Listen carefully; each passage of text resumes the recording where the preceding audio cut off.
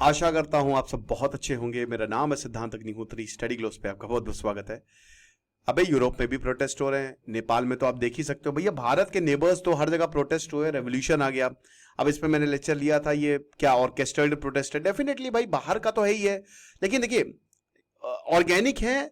होता क्या है ना कि जब इस तरीके की चीजें होती हैं, जब इंसान परेशान रहता है तो वो प्रोटेस्ट करेगा ही करेगा। दिमाग खराब होगा तो हिंसा कर देगा। यही हुआ नेपाल में, लेकिन सपोर्ट रहा है यहां पे। अब फ्रांस से तो प्रोटेस्ट शुरू है मेरे भाई। ये जो पूरा सिलसिला ये फ्रांस से शुरू हुआ है 1789 में, फ्रेंच रेवोल्यूशन। और यहां पे फ्रीडम ऑफ स्पीच तो मतलब सरांखों पर। तो प्रोटेस्ट जो है फ्रांस में जबरदस्त हो रहे हैं। अब बहुत सारे प्रोटेस्ट की वजह से ये बात दब गई, बात करेंगे, लेकिन उससे पहले हमारा शानदार एआई का कोर्स आप अवेल करें। टोटल 10 लेक्चर्स हैं, मास्टर कर देंगे आप ये एआई अवतार। स्टेप 2 है हमारे एआई इनिशिएटिव का। तो मात्र 300 रुपए का कोर्स है। 23 सितंबर से क्लास शुरू होगी। 80,000 पुलिस वाले जो हैं उनको डिप्लॉय किया, 80,000 पुलिस पर्सनल। ठीक है, हाई स्पीड ट्रेन, मेट्रो जो पेरिस, वो सही काम कर रही है, लेकिन बाकी जो रेल और फ्लाइट शेड्यूल्स है वो डिसरप्ट हुए हैं। पूरे पेरिस में प्रोटेस्टर्स हैं, बैरिकेड्स लगाए गए हैं, डस्टबिन से लेकर हर जगह जो भी प्रोटेस्टर्स के हाथ में आ रहा है वो सब फेंका जा रहा है पुलिस के ऊपर। लियोन में तो प्रोटेस्टर्स ने पूरी एक रोड को ही ब्लॉक कर दिया। वो कूड़े को जला रहे ताकि आग तेजी से फैल सके। नैंटिस में पुलिस ने टियर गैस फेंकी। तो ऐसा नहीं कि खाली पेरिस में हो रहा है, ये हर जगह हो रहा है। अभी तक 200 से ज्यादा लोगों को अरेस्ट किया जा चुका है और सरकार ने बोला कि देखो भैया, वायलेंस के लिए जीरो टॉलरेंस है, अभी फायर कर देंगे तो हमसे मत बोलना। लेकिन प्रॉब्लम क्या है? Why there is protest in France? So the problem is youth driven movement. देखिए, ये भी कहीं ना कहीं बहुत ज्यादा दिक्कतें हैं। और ये ब्लॉक ऑन स्टाउट, जो कि फ्रांस में बोला जाए, मुझे फ्रेंच नहीं आती है, लेट्स ब्लॉक एवरीथिंग। ये इनका मोटिव कि लेट्स ब्लॉक एवरीथिंग, सब कुछ रोक दो। अब नेपाल में आपने देखा कि जेनजी रेवोल्यूशन ले आए। ऐसे युवा जो हैं वो यहां पे काम कर रहे हैं इस चीज को लेकर। जैसे येलो वेस्ट 2018 में इसी तरीके की लीडरलेस अपराइजिंग रही थी। देखिए, कोई पॉलिटिकल रंग नहीं दिया गया। नेपाल में भी कोई पॉलिटिक्स को बिल्कुल दूर रखा गया कि आप मत आइए। यहां पे भी पॉलिटिकल रंग नहीं। किसी भी प्रोटेस्ट को पॉलिटिकल रंग देने का मतलब है चीजें गड़बड़ हो जाएंगी। तो डेमोन्स्ट्रेशन स्कूल्स पे हुए। अगेन देखिए, दे हैव डिसरप्टेड स्कूल्स। ठीक है, और फिर स्कूलों को ही बंद किया, एयरलाइंस, ट्रेन और फैक्ट्रीज, पूरा फ्रांस बंद है इस समय। लेबर यूनियन ये कह रही है कि हम 18 सितंबर को स्ट्राइक कर देंगे। समझ रहे हो? अब क्यों भाई? फ्रांस में हालात बहुत अच्छे नहीं है, आर्थिक हालात। तो बहुत सारे टैक्स बढ़ाए जा रहे हैं, बजट कट्स किए जा रहे हैं, जिसकी वजह से यहां पे लेबर बोल रहे हैं हमारा पैसा, इससे नौकरियां जाएंगी और पैसे में बहुत कमी आएगी हमारे। सरकार जो है वो सैलरीज और पेंशन को सैक्रिफाइस कर रही है। अपनी तो वही चीज है कि अपना आप वेल्थ बना रहे हो, लीडर्स खूब पैसा अमीर होते जा रहे हैं, लेकिन हमको, जो हम देश चला रहे हैं, उनको ना पैसा दे रहे हो ना पेंशन दे रहे हो। लगभग 44 billion euro, 1 euro equal to लगभग 100 रुपए। ठीक है, तो आप समझ सकते हो कि इतना स्पेंडिंग कट ताकि डेट को रिड्यूस किया जा सके। यूरोप का हर देश आज इस क्राइसिस से जूझ रहा है। बहुत जबरदस्त कर्ज है। तो यही चीज है कि बहुत हुआ सम्मान, और ये डोमिनो इफेक्ट होता है कि कहीं से प्रोटेस्ट, हालांकि अब साउथ एशिया में हुआ, लेकिन उसका असर फ्रांस में भी देखने को मिला कि जब नेपाल में सरकार गिर सकती है तो हम यहां पे भी सरकार गिरा देंगे। और पार्लियामेंट हम सबको पता पोलराइज्ड है। मरीन ला पेन, अभी भैया पिछले साल फ्रांस में इलेक्शन हुए और ऐसा लगा कि मरीन ला पेन जीत जाएंगी, लेकिन नहीं जीती, हार गई। कौन जीता? कौन जीता? इमैनुअल मैक्रोन, जो कि सेंट्रिस्ट है। तो नेशनल रैली जो कि फार राइट है, वो सबसे बड़ी पार्टी है इस समय लोअर हाउस में, बट मेजोरिटी नहीं है। वोट सबसे ज्यादा मरीन ला पेन को ही मिले। और आपको पता है कि मास माइग्रेशन होता है यूरोप में। ठीक है, और मास माइग्रेशन, एंटी इमाइग्रेशन सेंटिमेंट बहुत ज्यादा है पूरे यूरोप में। भाई अजीब बात है कि मतलब हम ये कहते हैं कि एक तरफ की जो इस्लामिक कंट्री है, बट अगर आप देखो तो सारी इस्लामिक कंट्री से लोग भाग रहे हैं। पाकिस्तान से भी लोग भाग रहे हैं, बांग्लादेश से भी लोग भाग रहे हैं। वो ऐसी जगह जाने जाके जिंदगी अच्छी हो।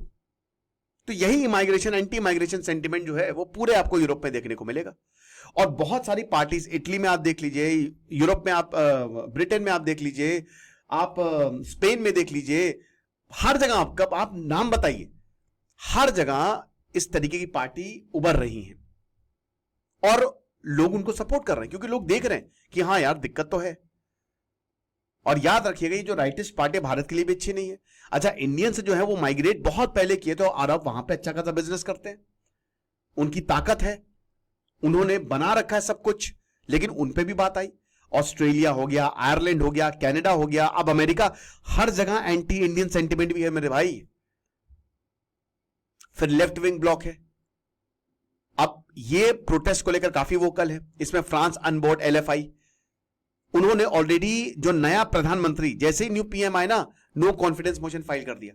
इमैनुअल मैक्रो तो प्रेसिडेंट है और इमैनुअल मैक्रो के चहेते हैं नए PM, नए प्रधानमंत्री साहब। वही चीज है, तो कोलिशन है नहीं, और क्लियर कोलिशन की ना होने की वजह से सरकार पैरालाइज कर गई है, कुछ नहीं बचा उनके पास। और 2024 में मैक्रोन ने ही बोला था ना कि भाई इलेक्शन तो बाद में होने थे, लेकिन उन्होंने बोला कि इसी साल इलेक्शन होंगे, पिछले साल, चाहे जो हो जाए, क्योंकि मुझे साबित करना है। वो बैकफायर कर गए। अब वो डिपेंडेंट है दोनों पे, राइट पे, लेफ्ट पे, यही चीज है। तो ये सेबेस्टियन लोकोर्नो, ये इनके आखिरी शॉट थे। ये काफी लंबे समय से इमैनुअल मैक्रोन के साथ रहे, 39 साल के हैं और इकलौते ऐसे मंत्री हैं जो कैबिनेट में हैं, और अब वो PM बने, तीसरे PM। एक साल के अंदर 3 PM बदल चुके हैं। हालांकि फ्रांस में प्रेसिडेंशियल फॉर्म है तो PM से इतना मतलब नहीं है, समझ रहे हो। टोटल 7 थे, 2017 के बाद से 7वां प्रधानमंत्री, यानी कि दिक्कतें बहुत ज्यादा हैं। तो पॉलिटिकल वॉलेटिलिटी देख लीजिए। अब भाई देखिए, मरीन लापेन को तो बस एक बहाना चाहिए कि कहीं पे भी प्रोटेस्ट हो हम तो घेरेंगे, ये चीज है। मिलिट्री स्पेंडिंग के काफी वोकल सपोर्टर है, यूक्रेन को काफी बैक करते हैं। अच्छा, फ्रांस यूक्रेन कहता है कि जो वहां के राइटिस्ट कहता है अरे भाड़ में जाए यूक्रेन, क्या लेना देना तुमको, तुम अपने पे फोकस करो। और ये फार राइट लीडर्स के साथ भी इनके अच्छे रिलेशन है, ऐसा बताया जाता है, मरीन लापेन के साथ भी। सोशलिस्ट ने इनके अपॉइंटमेंट को डिसमिस किया है कि ये पार्लियामेंट और वोटर्स के मुंह पे एक तमाचा है, जबरदस्त जोर का तमाचा है, राइट।